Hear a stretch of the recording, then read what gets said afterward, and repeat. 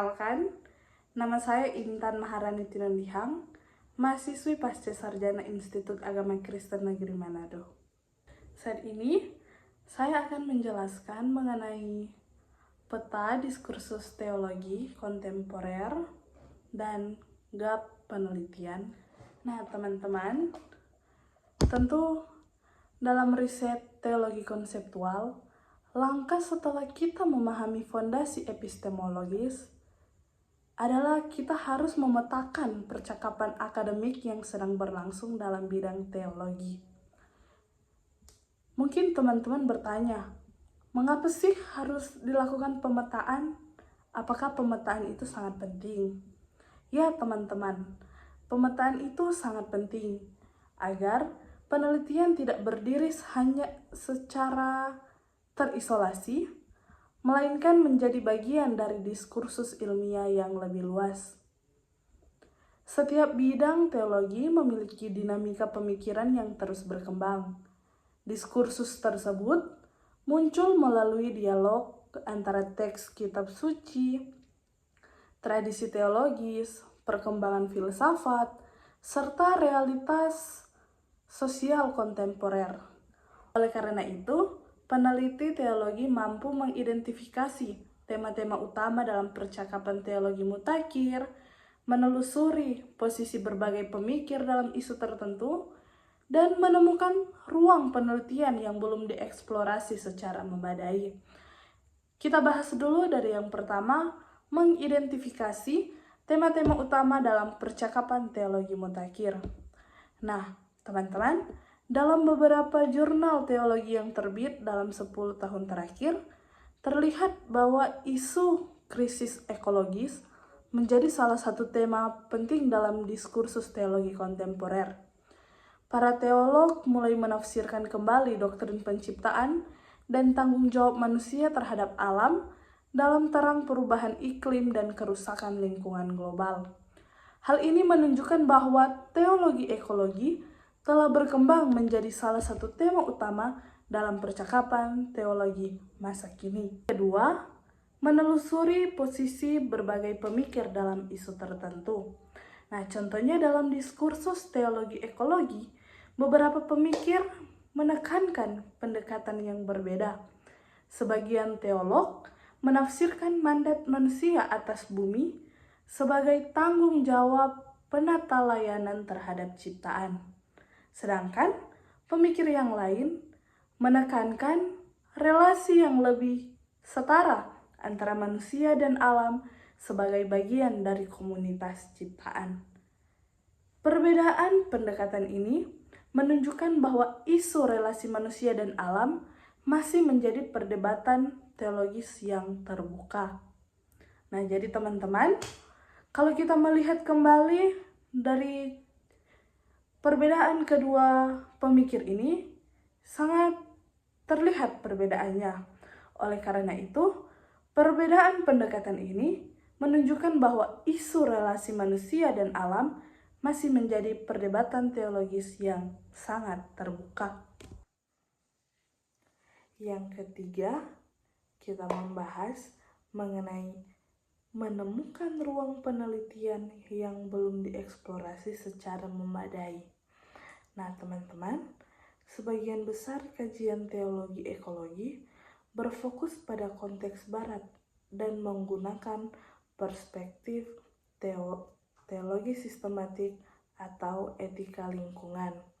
Namun, masih relatif sedikit penelitian yang mengkaji teologi ekologi dalam konteks gereja-gereja di Asia Tenggara, khususnya dalam kaitannya dengan praktek kehidupan jemaat dan budaya lokal. Kondisi ini tentu menunjukkan adanya research gap, kesenjangan atau ketimpangan dalam penelitian yang dapat dieksplorasi lebih lanjut dalam penelitian teologi kontekstual. Kemampuan ini tentunya menjadi dasar dalam merumuskan topik riset yang relevan, kritis, dan memiliki kontribusi ilmiah. Nah, Saat ini kita membahas mengenai konsep diskursus teologi dalam kajian teologi. Mungkin menjadi pertanyaan bagi teman-teman, apa sih diskursus teologi itu?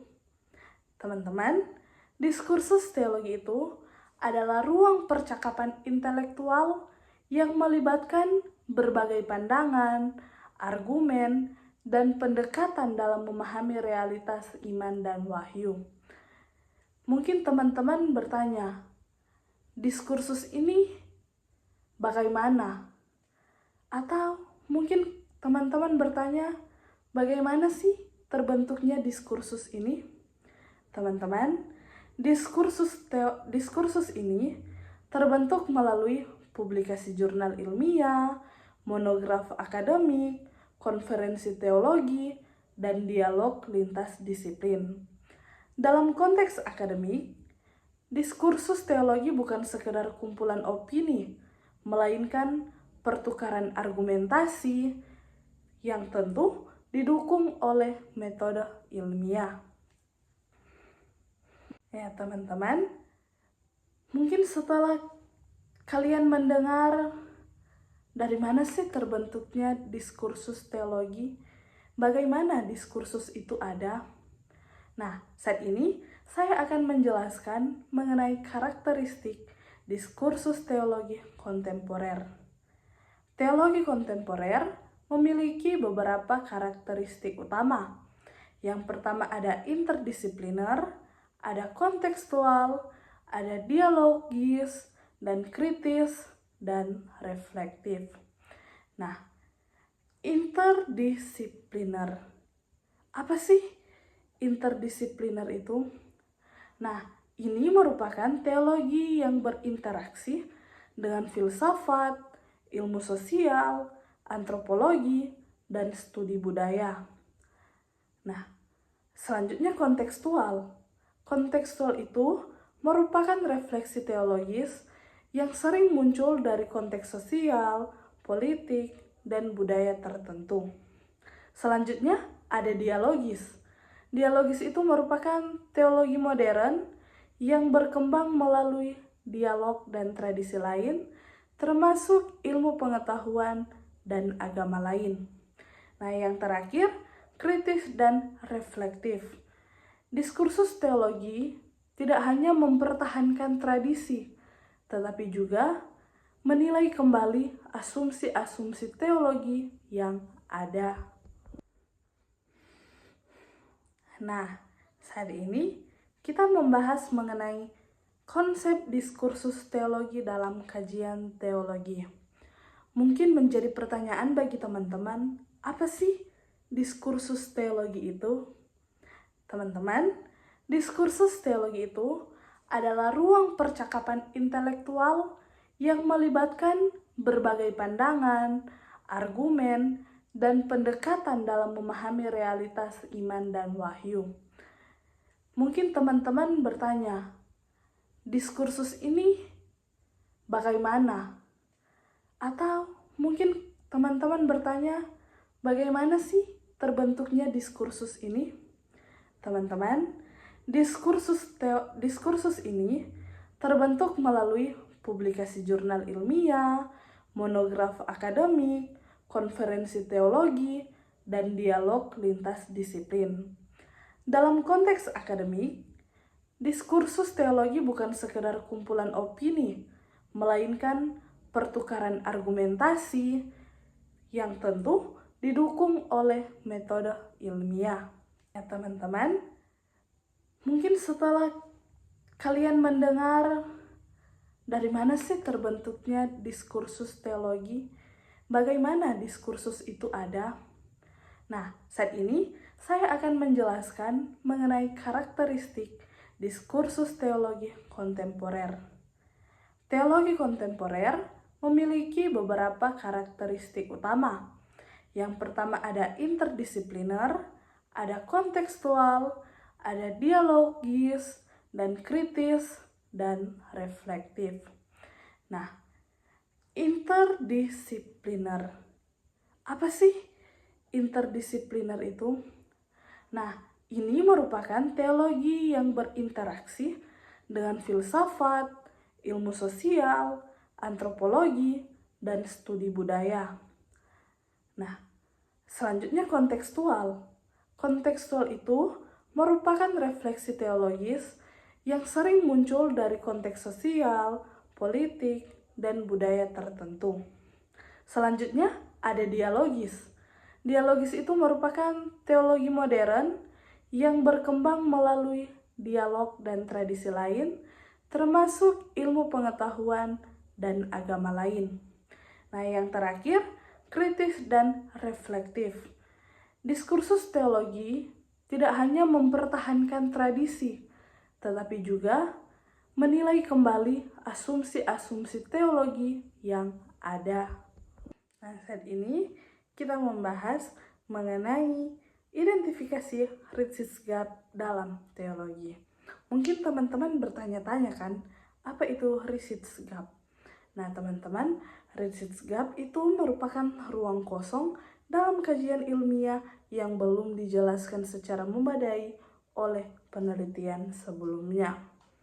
Celah penelitian ini dapat muncul karena keterbatasan pendekatan metodologis, perubahan konteks sosial, interpretasi baru terhadap teks atau tradisi, dan kurangnya integrasi perspektif interdisipliner.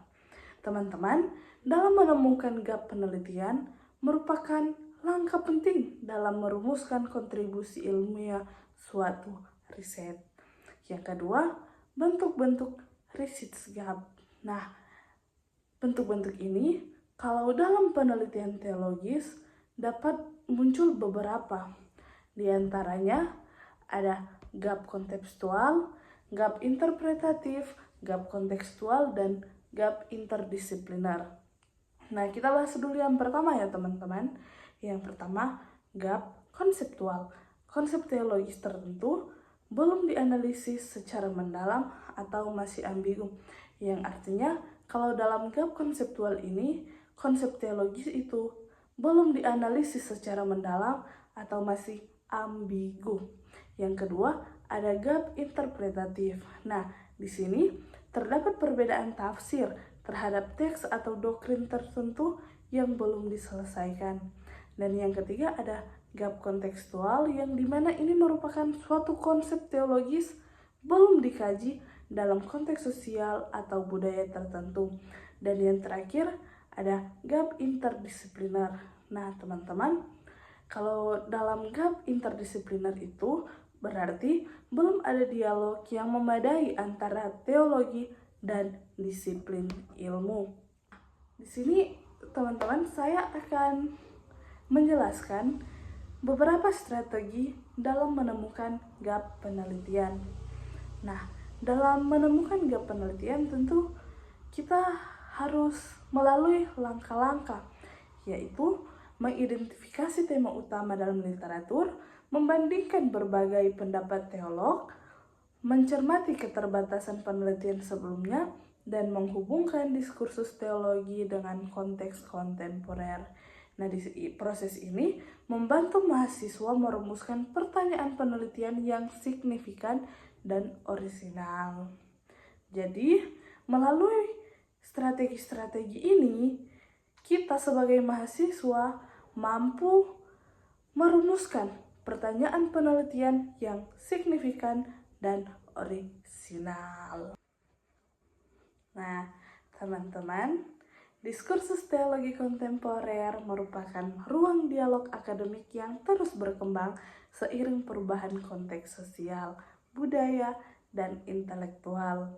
Oleh karena itu, penelitian teologis yang bermutu harus dimulai dengan pemetaan percakapan ilmiah yang sedang berlangsung.